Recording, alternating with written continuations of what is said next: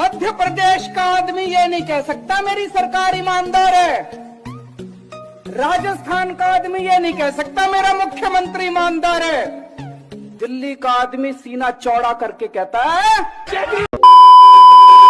जय सिया राम दोस्तों। 21 मार्च को थर्सडे के दिन दिल्ली के चीफ मिनिस्टर अरविंद केजरीवाल घूसखोरी के आरोप में ईडी के द्वारा जेल ले जाए गए। ये इंडियन हिस्ट्री में पहली बार था कि कोई चीफ मिनिस्टर जेल गया हो। ये वही केजरीवाल हैं जो कि पॉलिटिक्स में इसलिए उतरे थे ताकि करप्शन का पूरी तरह से खात्मा कर सकें, और आज वो खुद ही भ्रष्टाचार के आरोप में जेल के अंदर हैं। ये जो उनके साथ अभी लिक्वर केस हुआ, इसको जानने से पहले आइए एक बार जान लेते हैं कि आखिर मिनिस्टर साहब का बैकग्राउंड कैसा था। अरविंद केजरीवाल बचपन से ही पढ़ाई में होशियार रहे हैं। उन्होंने IIT खड़गपुर से मैकेनिकल इंजीनियरिंग करी है। इंजीनियरिंग कंप्लीट होने के बाद जमशेदपुर की टाटा कंपनी में उन्होंने कुछ सालों तक काम किया है, और साथ में उन्होंने 2 बार सिविल सर्विसेज एग्ज़ाम को क्वालिफाई करके इनकम टैक्स डिपार्टमेंट में एज अ ऑफिसर काम किया है। कुल मिलाकर हम उनके बारे में ये कह सकते हैं कि वो एक बेहद क्वालिफाइड और एजुकेटेड नेता हैं। जब कांग्रेस की सरकार के दौरान करप्शन अपने चरम पर था, तब अन्ना हजारे इसके खिलाफ अनशन पर उतर आए थे, और उस अनशन में अन्ना हजारे के साथ साथ बैठे थे अरविंद केजरीवाल, मनीष सिसोदिया और किरण बेदी जैसी जानी मानी हस्तियाँ। और तब उनका नारा था इंडिया अगेंस्ट करप्शन। और उस वक्त अरविंद केजरीवाल ने खुद ही कहा था कि वो कभी भी पॉलिटिक्स में नहीं आएंगे। I will never fight elections in my life and I don't want to hold any post in my life. पर फिर बाद में 2012 में अरविंद केजरीवाल ने मनीष सिसोदिया के साथ मिलकर आम आदमी पार्टी की नींव रखी, जिसकी वजह से अन्ना हजारे उनसे अलग हो गए। पार्टी को बनाते वक्त उन्होंने एक बात बोली थी कि वो आगे चल के कभी भी किसी भी पार्टी के साथ नहीं जुड़ेंगे, पर आगे चलकर उन्होंने उसी करप्ट कांग्रेस के साथ मिलकर सरकार बना दी, जिसके खिलाफ वो अनशन पर खड़े हुए थे।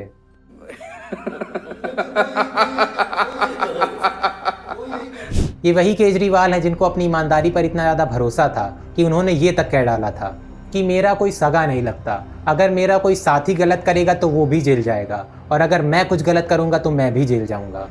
कल को अगर मनीष सिसोदिया चोरी करेंगे तो मनीष सिसोदिया केजरीवाल का कुछ नहीं लगता, उसको जेल जाना पड़ेगा।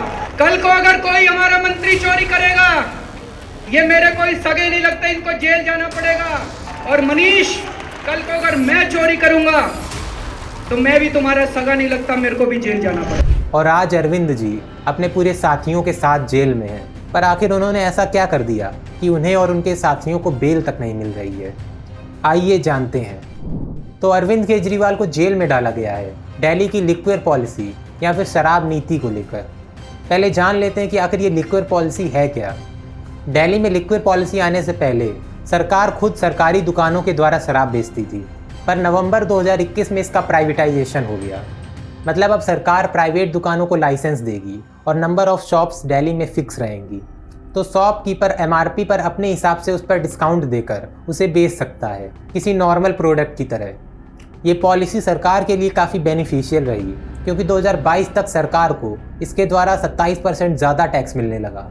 पर इसमें सरकार ने स्कैम क्या किया था? आम आदमी पार्टी ने बाद में क्या किया कि लाइसेंस होल्डर्स की 144 करोड़ की लाइसेंस फीस माफ़ कर दी, वो भी बिना लेफ्टिनेंट गवर्नर को बताए। और हमारे कॉन्स्टिट्यूशन में ऐसा रूल है कि अगर दिल्ली की सरकार को कोई रूल्स में चेंज करने हैं तो सबसे पहले उसे LG के सामने पेश करना पड़ेगा। और ये रूल कोई BJP ने नहीं बनाया, बल्कि ये रूल पहले से ही था। इस वजह से ध्रुव राठी जैसे लोग कहते हैं कि सेंट्रल गवर्नमेंट गवर्नर की मदद से दिल्ली को कंट्रोल करती है और साथ में आम आदमी पार्टी के कामों को इंटरप्ट करती है। लाइसेंस फीस माफ़ करने के अलावा सरकार ने विदेशी शराब के टैक्स को भी माफ़ कर दिया, जिससे लाइसेंस होल्डर को काफ़ी ज़्यादा बेनिफिट मिला। ऐसा अनुमान लगाया जाता है कि इन सब की वजह से गवर्नमेंट को 2000 से 3000 करोड़ तक का नुकसान हुआ है। और ईडी का आम आदमी पार्टी पर यह भी आरोप है कि ये सब करने के लिए आम आदमी पार्टी को 100 करोड़ रुपए दिए गए थे साउथ ग्रुप के द्वारा। पर अब ये साउथ ग्रुप क्या है?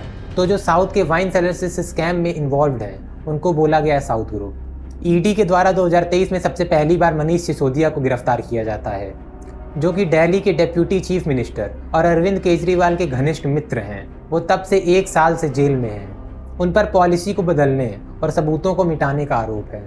अक्टूबर 2023 में आम आदमी पार्टी के सांसद संजय सिंह को भी गिरफ्तार किया जाता है। इसके बाद अक्टूबर 2023 से लेकर मार्च 2024 तक अरविंद केजरीवाल को 9 समन्स भेजे गए, पर वो उन सबको इग्नोर करे बैठे थे। फिर क्या, 21 मार्च को ईडी के द्वारा अरविंद केजरीवाल को अरेस्ट कर लिया गया, जब हाई कोर्ट ने उन्हें इंटरिम प्रोटेक्शन देने से मना कर दिया। अब जानते हैं कि अरविंद केजरीवाल जी पर आखिर आरोप क्या है, आखिर क्यों कोर्ट उन्हें बेल तक नहीं दे रही। ईडी के अकॉर्डिंग जो लिक्विड पॉलिसी को बदलने की मीटिंग हुई थी वो अरविंद केजरीवाल जी के घर पर ही हुई थी। इसका मतलब उस पॉलिसी के बदलाव में चीफ मिनिस्टर साहब की पूरी सहमति थी। ईडी ने यह भी बताया कि इस स्कैम से जो प्राइवेट एंटिटीज़ को जो प्रॉफिट होने वाला था उसका 6% आम आदमी पार्टी को मिलने वाला था, पर अरविंद केजरीवाल ने इसको बढ़ाकर 12% तक कर दिया था। और साथ में अरविंद केजरीवाल को इस पॉलिसी में बदलाव करने के लिए साउथ ग्रुप के द्वारा 100 करोड़ रुपए भी दिए गए थे। इस पूरे स्कैम में विजय नायर ने साउथ ग्रुप और आम आदमी पार्टी के बीच में मिडल मैन की भूमिका निभाई थी। तो ये थे वो सारे आरोप जो ईडी के द्वारा अरविंद केजरीवाल जी पर लगाए जा रहे थे। तो क्या केजरीवाल जी को फंसाया जा रहा है? जो अपोजिशन है उसका तो ये कहना है कि 2024 के इलेक्शंस में बीजेपी के सामने सबसे बड़ी रुकावट बनकर खड़ी है आम आदमी पार्टी, इसीलिए उसको रास्ते से हटाने के लिए ये सारी साजिश रची जा रही है। ध्रुव राठी जैसे यूट्यूबर्स का तो ये भी कहना है कि इन्वेस्टिगेटिंग एजेंसीज जैसे कि सीबीआई और ईडी बीजेपी के इशारों पर नाचती हैं। इनके अकॉर्डिंग तो इन्वेस्टिगेटर्स बीजेपी के गुंडे हैं, पर जब यही इन्वेस्टिगेटिंग एजेंसीज मोदी जी को बुलाकर उनसे घंटों तक इन्वेस्टिगेशन करती हैं या फिर अमित शाह को जेल में डाल देती हैं, तब उनकी गुंडागर्दी खत्म हो जाती है। तब उनके लिए ये सारी एजेंसीज एकदम ईमानदार हो जाती हैं। कुछ लोगों का तो ये भी कहना है कि भारत की न्यायपालिका भी बीजेपी के इशारों पर चलती है, क्योंकि वो आम आदमी पार्टी के लीडर्स जैसे मनीष सिसोदिया को 1 साल से बेल नहीं दे रही है या फिर अरविंद केजरीवाल को इंटरिम प्रोटेक्शन देने से मना कर दिया। पर जब वही न्यायपालिका इलेक्टोरल बॉन्ड जैसे स्कैम्स का खुलासा करती है तब वो एकदम पवित्र और सुंदर हो जाती है। कुछ लोग बोल रहे हैं कि अरविंद केजरीवाल का जेल जाना डेमोक्रेसी का मर्डर है। ठीक उसी तरह जैसे जब राहुल गांधी को पार्लियामेंट से डिस्क्वालीफाई किया गया था तब इन लोगों ने ये बोला था कि it is a black day for Indian democracy. आजकल के ज़्यादातर यूट्यूबर्स एक तरफ का सच बताते हैं जो कि उनकी बातों को फेवर कर रहा होता है। इस लिक्विड स्कैम में आपका ओपिनियन क्या है कि क्या अरविंद केजरीवाल को फंसाया जा रहा है या फिर वो सचमुच में आरोपी हैं? अपने ओपिनियन को कमेंट्स में बताइए और तब तक के लिए आप हमारे चैनल को सब्सक्राइब करिए और बेल आइकन दबा दीजिए ताकि अगला वीडियो आपको फटाक से नोटिफाई हो जाए।